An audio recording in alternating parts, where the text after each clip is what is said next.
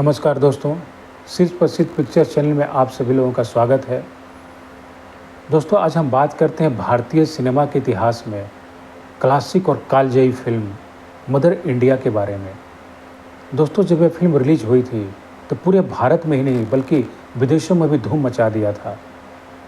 इस फिल्म की कहानी इतनी सशक्त थी कि सभी लोग इससे कनेक्ट हुए थे और इस फिल्म की कहानी एक किसान परिवार पर आधारित थी। और इस फिल्म की कहानी में दिखाया गया है कि एक स्त्री जब उसका पति नहीं है तो कैसे उस पर समाज हर तरह से उसको परेशान करता है, उस पर बुरी नज़र रखता है, उसको दबाना चाहता है। तो इस गाँव में जो साहूकार है तो कर्ज और सूद के आड़ में इस स्त्री का सतीत्व हरण करना चाहता है, इसको हर तरह से दबाना चाहता है, कुचलना चाहता है। लेकिन यह स्त्री अपने स्वाभिमान को झुकने नहीं देती है और उन सभी से लड़ती है और उन समाज से लड़ती है। यह फिल्म एक भारतीय नारी की प्रतीक बन गई थी।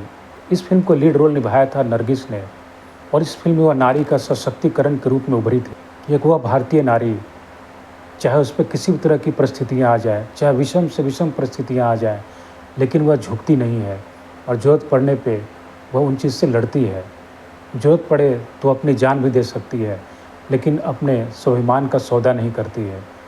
इस फिल्म का शीर्षक Mother India American author Katherine Myers द्वारा लिखी गई मदर इंडिया नामक पुस्तक से ली गई थी। और यह film mother India Mehboob Khan के द्वारा खुद की बनाई गई फिल्म औरत की रीमेक थी जो 1940 में रिलीज हुई थी। लेकिन तभी से महबूब खान के मन में था कि एक बहुत बड़ी लेवल की फिल्म बनानी है।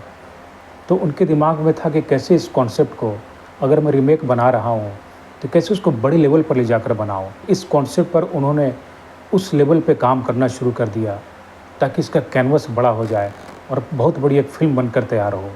तो इस फिल्म में मुख्य भूमिकाओं में थे सुनील दत्त, राजेंद्र कुमार, नरगिस, राजकुमार और जो विलेन जो साहूकार बना था वो एक कमाल के एक्टर थे, कन्हैया लाल।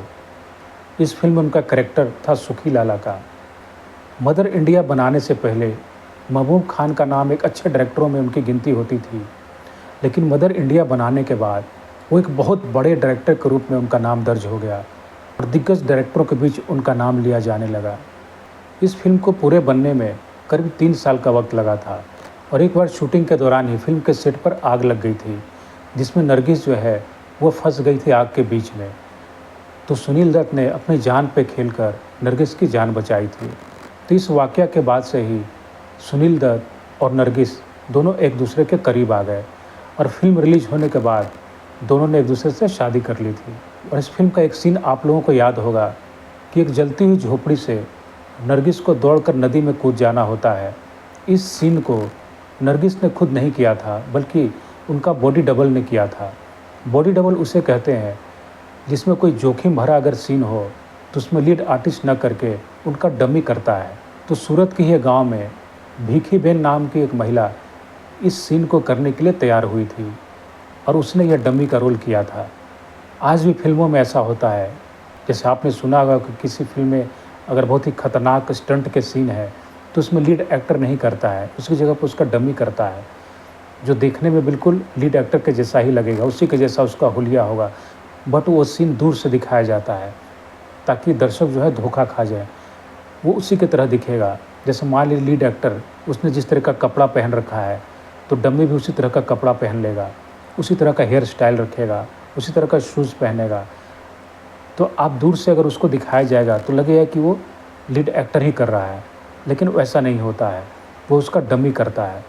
तो यहाँ भी नरगिस का जो वो सीन जो फिल्माना था, जलती हुई झोपड़ी से भागकर नदी में कूदने वाला सीन, तो नरगिस का बॉडी डबल ने किया था। और मदर इंडिया भारत की सिनेमा की पहली फिल्म थी जो ऑस्कर के लिए नामांकित हुई थी। यह फिल्म भारत की ओर से फॉरेन लैंग्वेज कैटेगरी में ऑस्कर के लिए नामांकित हुई थी।